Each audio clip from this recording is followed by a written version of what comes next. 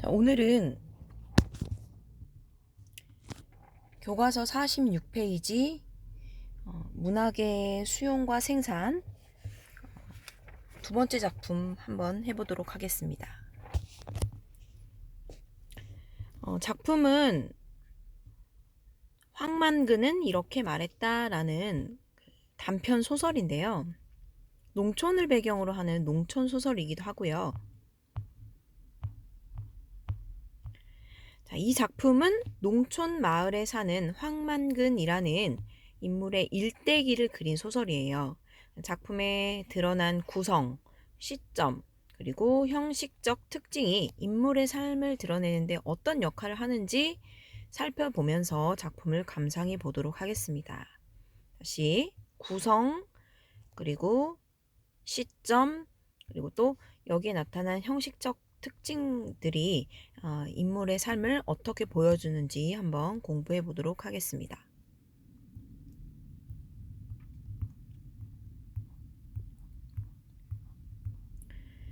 작품의 핵심 정리. 먼저 보면요. 성격은 향토적이고 해학적이면서 풍자적이다. 향토적이라는 것은 이제 농촌을 배경으로 하는 소설이기 때문에 그런 것이고, 그리고 또 해학적이면서 풍자적인 그러한 특징까지 가지고 있습니다. 그 해학적, 풍자적 표현이 이제 중간에 나타나는데 이것은 고전 문학의 그 나타나는 특징들이라고도 볼 수 있습니다. 그래서 이 작품에서는 황만근의 그 우스꽝스러운 말투를 통해서 그 황만근이라는 인물을 해학적으로 표현하기도 하고요. 그리고 또 동시에 그 황만근과는 달리 그 매우 이해타산적인 마을 사람들을 풍자하기도 하는데요. 그래서 여기서는 이 해학적이라는 것은 황만근이라는 그 인물을 표현할 때 그의 말투를 통해서 알 수 있고요. 그리고 풍자적이라고 하는 것은 뭐라고 했죠? 그렇죠. 그 마을 사람들이 매우 이해타산적인 거거든요. 그래서 이러한 것을 나타낼 때 풍자적이라는 표현, 이러한 표현을 사용을 했다라는 것입니다. 배경은 1990년대 신대리라는 농촌 마을을 배경으로 하고요. 전체적인 시점은 전지적 작가 시점을 사용했어요. 하지만 그 부분적으로는 여기에 이제 등장하는 인물 중에 이제 황만근을 두둔하는 인물이 나타나거든요. 그래서 그 인물 민 씨의 관점으로 서술되는 부분도 부분적으로는 있다. 자, 주제는 뭐냐면요. 자, 부채로 얼룩진 농촌 현실에 대한 그런 고발, 그 당시에 농촌 현실에 대한 고발과 그리고 인정이 메말라가는 이런 현대인에 대한 비판을 동시에 하고 있는 그런 작품입니다. 자, 그리고 이 작품의 특징을 간단하게 세 개를 보면요. 첫 번째 특징은 그 전의 형식과 유사한 방식으로 이제 구성됐다라고 보는데, 전은요, 고전 산문의 한 갈래예요. 고전 산문. 그래서 고전 산문에서 쓰인 이 전은요, 인물의 행적을 이야기하고 그 다음에 인물에 대한 평가를 이야기합니다. 인물의 행적을 얘기를 한 후에 인물을 평가하는 이 순서대로 이야기를 진행하는 게 전이라는 한 갈래거든요. 근데 이 작품에서도 마찬가지로 황만근의 그 행적이 먼저 제시가 됩니다. 그다음에 먼저 제시가 된 후에 그다음에 황만근에 대한 그 민씨의 평가가 제시되는 부분이 나타나기 때문에 전의 형식과 유사한 방식으로 구성되어 있다라고 볼 수 있고요. 그리고 두 번째 특징은 1990년대 농촌 현실의 문제점을 고발한다 라는 특징. 그리고 더불어서 이 두 개 이제 주제와 연관이 있는데 이기적인 현대인에 대한 비판의식이 드러나 있다라는 것입니다. 자, 교과서 46페이지 한번 보겠습니다. 그림이 나오죠? 가운데 경운기를 타고 있는 사람이 황만근이란 인물이고요. 신대 1, 2에서 나고 자란 가난하고 어수룩한 농부. 그리고 민 씨는 도시 생활을 하다가 황 씨 집성촌인 그 신대 1, 2로 귀농한 인물이고요. 마을 사람들은요, 황만근과 같은 동네에 살면서 같은 성을 가진 인물이에요. 이게 여기가 황씨 집성촌이거든요. 그래서 이곳에서 일어나는 그 황만근의 일대기를 그린 소설이다. 우리 책에는 발단 전개 위기절정 결말이 이제 다 나와 있는데, 발단에서의 내용은 황만근의 실종, 이 인물이 실종돼요. 처음부터 실종되면서 이 일로 인해 이장, 그 마을의 이장과 민 씨의 이제 갈등을 보여주고요. 두 번째는 이제 전개인데, 이 여기서 뭐가 나타나냐? 황만근이 그동안 어떻게 살았었는지 그 삶의 모습을 보여줍니다. 매우 이타적인 삶을 살았다라는 이야기가 펼쳐지고요. 위기 부분에서는 이게 농가부채 탕감 걸기대회가 열려요. 그래서 여기에서 이장이 그 황만근에게 이제 참가할 것을 권유하는 그런 내용이 나타나고, 그다음 이제 절정은요.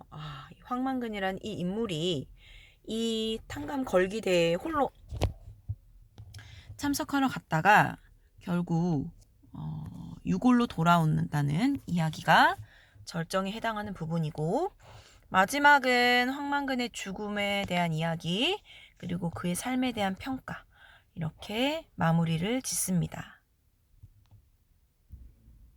자, 이제 그렇다면 문제를 먼저 한번 같이 보고 갈게요.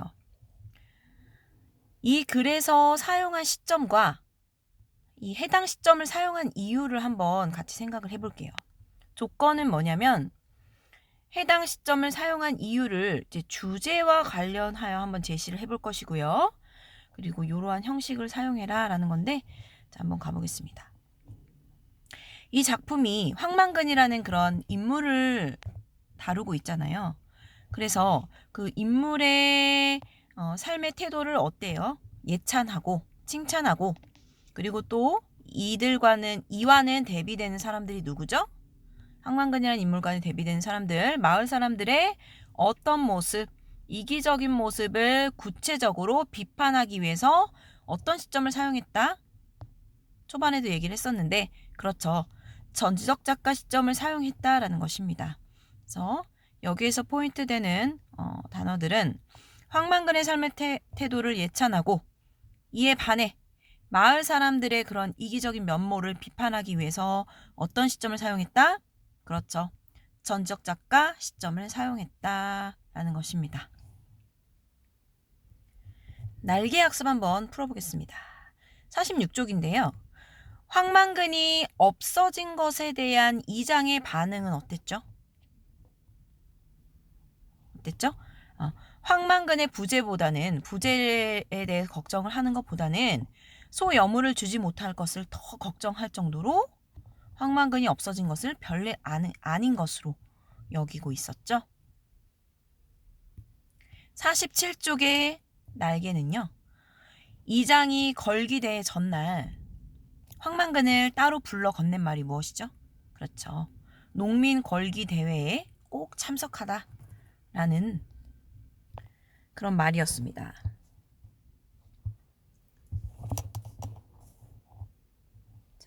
그래서 이 부분 47쪽에서 보면 그 민 씨는 이장이 걸기대회 전날 그렇게 황만근을 따로 불러 무슨 말을 건넸던 것을 기억을 해내죠.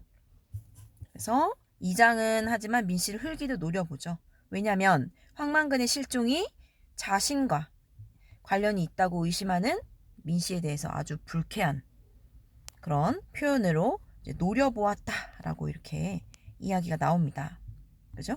그래서 왜 농민 보고 농민 걸기대에 꼭 나오라 했는데 뭐가 잘못됐나 하고선 이야기를 하죠. 그리고 민 씨는 자기도 모르게 따지는 어조가 돼요. 왜냐면 그 이장의 태도에 이제 불만을 가졌다라는 거죠. 그죠? 그렇게 여기서 보면 그 당시에 경제적 상황이 잘 나타나는데 농가부채 탕감 촉구, 그런 전구 농민 총궐기 대회, 이게 뭐예요? 그만큼 농촌의 상황이 어떻다, 경제적으로 어렵다, 그렇기 때문에 이러한 대회가 있었구나. 데모라고 하잖아요. 집회. 이런 게 있었구나. 이걸 통해서 그 당시 1990년대의 농촌 마을이 경제적으로 매우 어려웠다라는 것까지 알 수 있습니다. 자, 그 다음 48쪽인데요. 황만근이 고장난 경운기를 타고 걸기대회에 참석한 것은 무엇을 암시할까? 무엇을 암시하는 거죠? 그렇죠. 이러한 고장난 경운기를 타고 걸기대회에 참석했다라는 것은 황만근에게 무슨 문제가 발생했을 것이다 라는 것을 암시한다라는 거죠. 48쪽의 날개 문제. 민씨는 어떤 인물이죠? 민씨는 황만근을 되게 긍정적으로 생각하는 인물이잖아요. 민씨가 이장에게 버럭 소리를 지른 이유는 무엇인가? 이 48페이지 맨 아랫부분에 보면요, 이런 말이 나옵니다. 민씨는 버럭 소리를 지르고 말았다. 반편은 누가 반편입니까? 이장이니 지도자니 하는 사람들이 모여서 방침을 정했으면 그대로 해야지. 양복 입고 자가용 타고 간 사람은 오고 방침대로 경운기 타고 간 사람은 오지도 않고 이게 무슨 경우냐고요? 하면서 화를 내는 거죠. 이건 뭐다? 황만근에게는 경운기를 타고 가라고 했으면서 이장은 정작 트럭을 타고 갔다라는 거죠. 여기까지가 소설의 발단 부분이고요. 49페이지부터가 이제 전개 부분인데, 이 전개 부분에서는 황만근의 이타적인 삶이 나타난다라고 했었죠. 자, 그러면 이 전개 부분에서는 그 마을 사람들이 황만근의 그런 부재를 느끼게 된 계기들이 이제 나오거든요. 이걸 한번 같이 보겠습니다. 자, 이 문제의 조건은요, 두 개를 제시를 했는데, 첫 번째 조건은 황만근의 부재를 느낀 사람들을 모두 제시하라 라고 했고요. 그 다음에 무엇은 무엇 때문에 황만근의 부재를 느꼈고 누구는 무엇 때문에 황만근의 부재를 느꼈다, 이런 형식으로 쓰라라고 했는데, 이 가라는 걸 염두에 두지 말고요, 49페이지를 생각하시면 됩니다. 49페이지.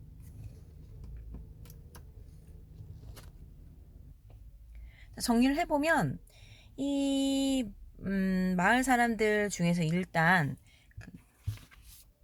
황영석이라는 사람이 나오잖아요. 이제 그 황영석은 마을 회관의 분뇨를 퍼야 했기 때문에 황만근의 부재를 느꼈죠. 그리고 또 누가 느꼈죠? 여씨노인은 걸음을 받지 못했기 때문에 황만근의 부재를 느꼈죠. 그래서 보면 첫 번째는 황영석, 마을회관의 분뇨를 퍼야 했기 때문에 부재를 느꼈고, 그 다음 여씨노인도 황만근의 부재를 느끼는 장면이 나오죠. 그리고 또 아이들도 마찬가지였어요. 아이들은 소꿉장난을 하다가 황만근의 부재를 알게 되었다. 왜냐? 공평무사한 것이 황만근의 평생의 처사였다 라고 나오죠. 그 다음 또 마을 사람들. 그래서 사람들도요, 이런 말을 합니다. 황만근가를 자기도 모르게 중얼거리게 되면서 사람들은 황만근이 없다는 사실을 알게 되었다라고 합니다. 그래서 이걸 통해서 황만근의 부재를 인식하는 내용이 49페이지에 걸쳐 나타나죠. 49페이지 보면 황만근이 이 마을에서 한 일을 황영석 여씨노인을 통해 서술한 것은 서술자가 직접 소개하는 것과 어떤 차이가 있는가? 라는 문제가 있습니다. 이것은 이렇게 서술자가 직접 소개하는 것보다는 이러한 인물들의 말을 통해서 서술하면 어때요? 그죠? 황만근의 그러한 이타적인 모습과 대조적인 인물들의 모습을 보여주면 어때요? 오히려 더 황만근의 착한 성격이 더 강조되는 그런 효과가 있다라는 거죠. 그렇다면 49쪽에 황만근이 평생의 삶에서 중요하게 생각하는 것은 무엇이었을지 우리가 한번 추론해 볼 수가 있잖아요. 49쪽에 문제를 보면 황만근은 공평무사하게 일을 처리하는 것을 가장 중요하게 생각했다 라고 볼 수 있겠죠. 자, 왜냐하면 49페이지에 황만근의 마을 공통의 분뇨를 어떻게 공평하게 나눠줬다라고 얘기를 하고요.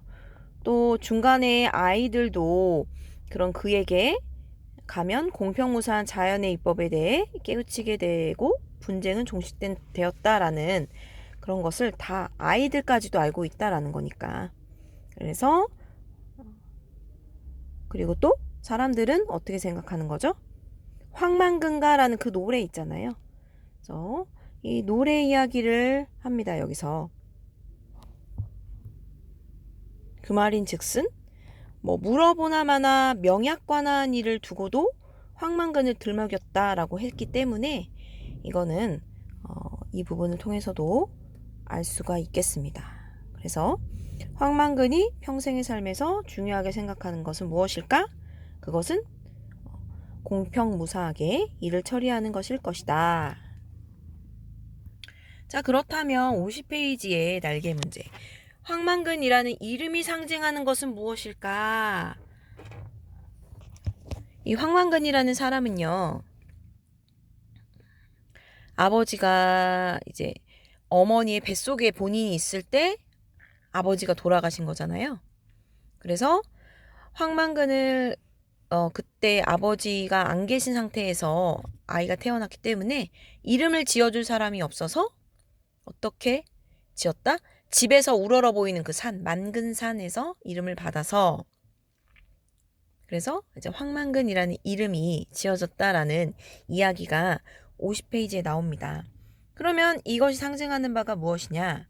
이것은 동네의 뿌리를 상징하는 것으로 황만근이 만근산과 같이 이 마을에서 없어서는 안 될 존재다라는 걸 상징을 한다라는 것이죠. 자, 교과서의 내용을 보면 50페이지에서 51페이지 넘어가는 부분에 보면 황만근은 책에 나오는 얘는 몰라도 염습, 산역 이런 것과 같이 남이 꺼리는 일에는 누구보다 앞장을 섰다라고 이야기를 하잖아요. 그리고 동네 사람들도 서슴없이 그에게 그런 일을 맡겼고요. 그러니까 이 마을의 굳은 일을 도맡아 하는 아주 꼭 필요한 사람임을 알 수 있는 부분입니다. 자, 이런 이야기도 나오고 그 다음에 이런 이야기도 나옵니다. 51페이지 7번째 줄 보면 동네의 일, 남의 일, 굳은 일에는 언제나 그가 있었다. 그런 일에 대한 대가는 없거나 대가는 없어요. 따로. 아니면 반값이거나 아니면 제값이면 공치사가 따랐다라고 합니다. 뭐라고 얘기하냐? 방근아, 너는 우리 동네 아이고 어디 인정 없는 대처 읍내 같은 데 갔으면 진작 굶어 죽었을 거다. 고마워할 줄 알아야 된다. 이렇게 사람이 얘기를 하죠. 그러면 황만근은 기분 나쁜 표정 하지 않고 이러한 긴 사설을 들을 때조차 벙글거렸다. 그리고 일이 끝나면 굽신굽신 인사를 했다. 춤추듯이 흥겹게. 매우 그렇죠. 낙천적인 인물이라는 것도 우리가 알 수 있습니다. 그리고 또한 부지런하고 꼼꼼한 성격도 알 수 있는데요. 황만근이 자신의 집에 있는 그 연장들을 가지런하게 잘 정리를 해놓는다든지 이런 부분 그리고 경운기를 이제 고치는 이야기 여기를 통해서 꼼꼼하고 손재주가 뛰어난 황만근의 모습 또한 다 알 수 있습니다. 자, 이렇게 그 전개에서 이렇게 황만근의 이타적인 삶의 모습 이런 것들을 다 다루고 있고, 그 다음 52페이지 보면 이제 위기 절정 부분이에요. 이 부분에서는 결국엔 황만근은 걸기대의 전날 밤에 민씨와 술을 마시며 욕심없이 정직하게 농사를 짓겠다고 소신을 드러내고는 다음날 이제 걸기대회에 참석을 하기 위해서 경운기를 끌고 나갔다라는 이야기가 나옴과 동시에 일주일 뒤에 황만근이 돌아왔다. 그의 아들을 그를 안고 왔는데 어떻게 한 항아리밖에 안 되는 그의 뼈를 담고 돌아왔다. 이렇게 그 황만근의 죽음을 이야기하고 있습니다. 경운기도 돌아왔다. 수레는 떼어내고 머리 부분만 트럭에 실려 돌아왔다. 황만근 아니면 그 누구도 작동시킬 수 없는 그 머리가 바보처럼 주인을 태우지 않고 돌아왔다. 그래서 일주일 만에 죽어서 돌아온 황만근의 모습을 이야기하고 있습니다. 이제 결국 유골로 돌아왔다라는 이야기죠.